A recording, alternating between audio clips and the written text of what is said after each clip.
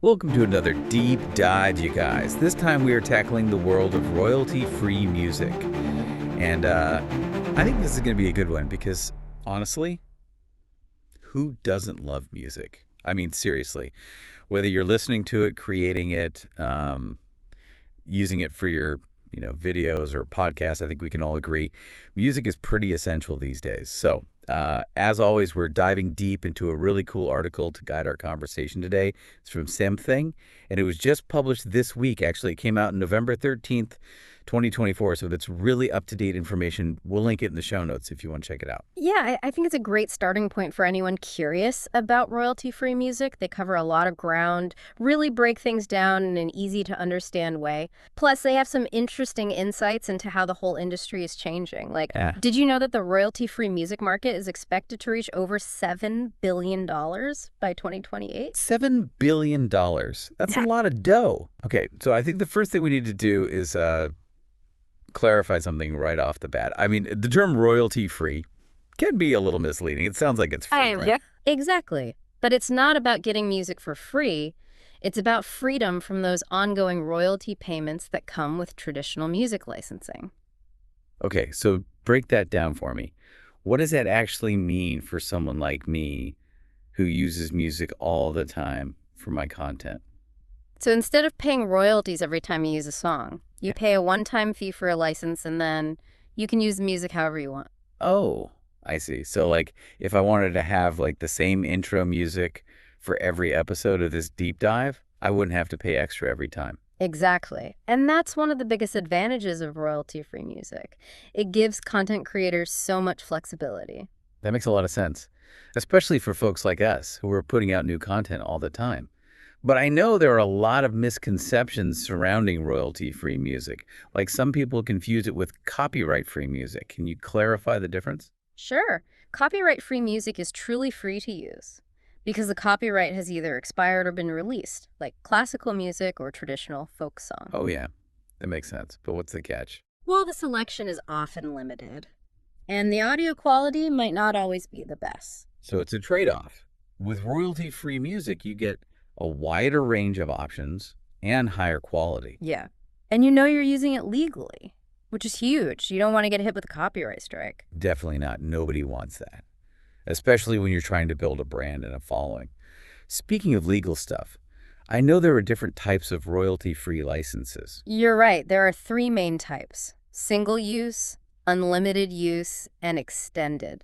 Okay, break those down for me. What's the difference between those? So single use is pretty self-explanatory. It's for a one-time project, like a single video or a presentation. And what about unlimited use? That's the most common type. It gives you the right to use the music in multiple projects. And then extended is for? Extended licenses are usually for bigger projects, like national advertising campaigns or apps with millions of users.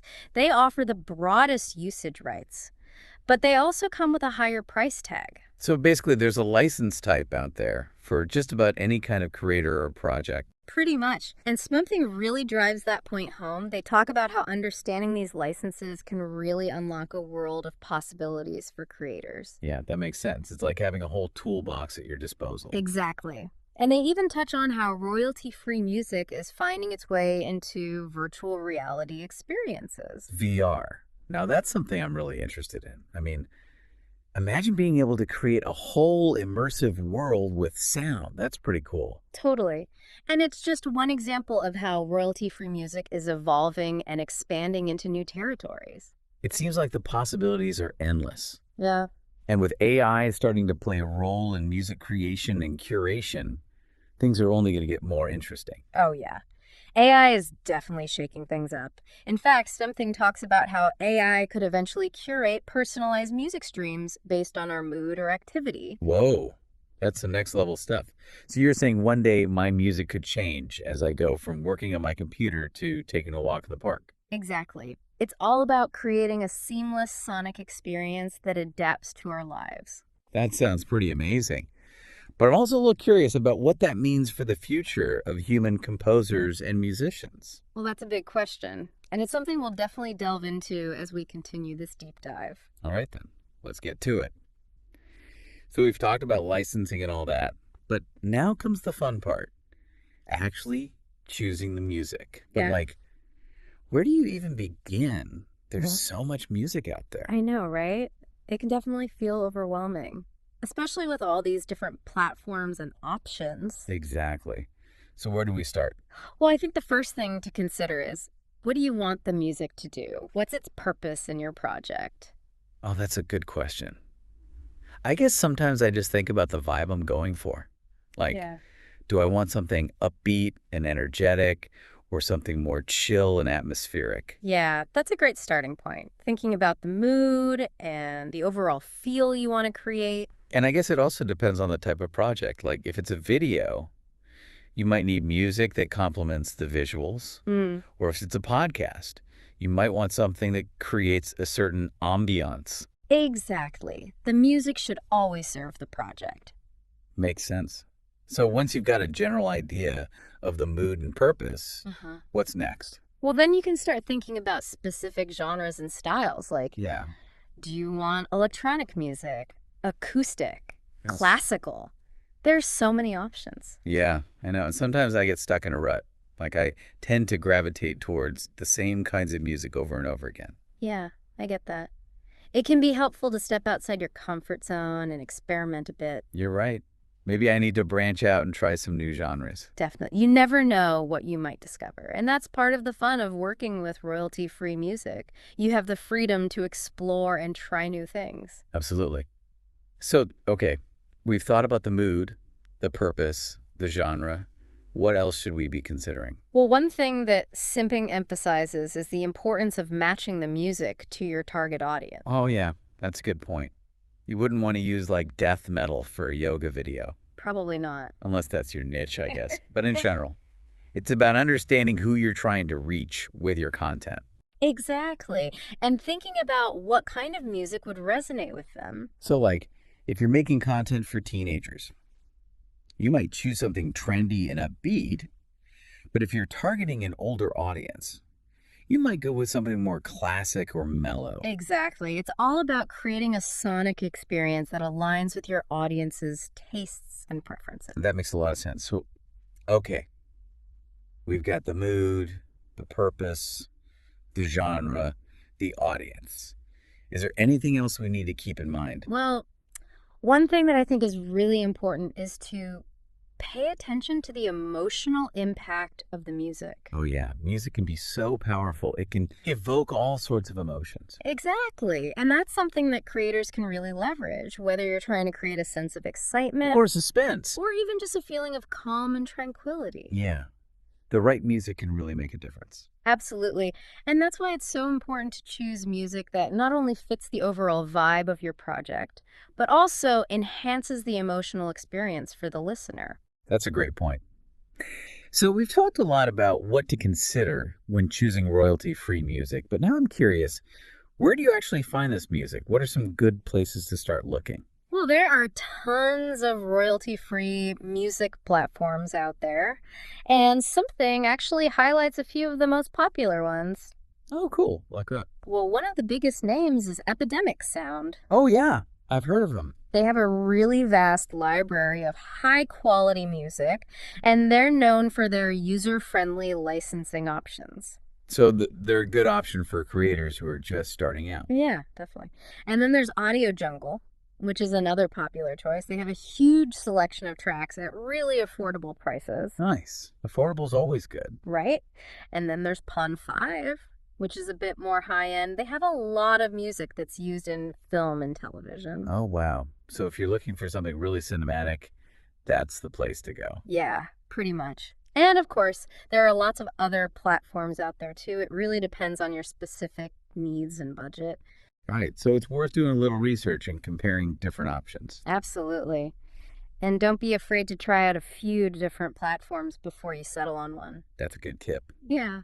Now, I know we've been talking a lot about the benefits of royalty-free music, but I'm also curious, are there any potential downsides? Oh, yeah. There are definitely some things to be aware of. And Smithing actually addresses a few of these concerns in their article. Like what? Well, one concern is the issue of oversaturation. Oversaturation. Yeah, basically, because royalty-free music is so accessible, there's a risk of certain tracks becoming overused. Oh, I see. So you might end up hearing the same song in multiple videos or podcasts. Exactly. And that can kind of take away from the uniqueness of your content.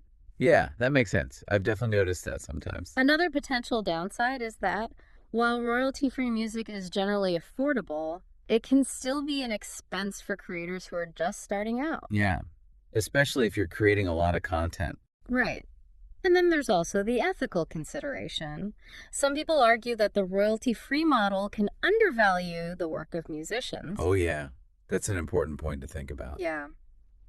It's always good to be mindful of where your music is coming from and to support artists whenever possible. So basically, Mm-hmm. there are definitely some things to be aware of when using royalty-free music. But overall, it's still a great resource for creators. Yeah, I agree. It's all about using it responsibly and ethically. Right. So we've talked about choosing music, Yeah. finding music, and even some of the potential drawbacks. What else is there to cover? Well, actually, Slim Thing had a really interesting section about the emotional power of music. They even interviewed a neuroscientist who studies how music affects the brain. Wow. That's cool. What do they have to say? Well, basically, they explain that music activates multiple areas of the brain, including those associated with memory, emotion, and even motor control. So it's not just about listening to music, it's about a whole body experience. Yeah.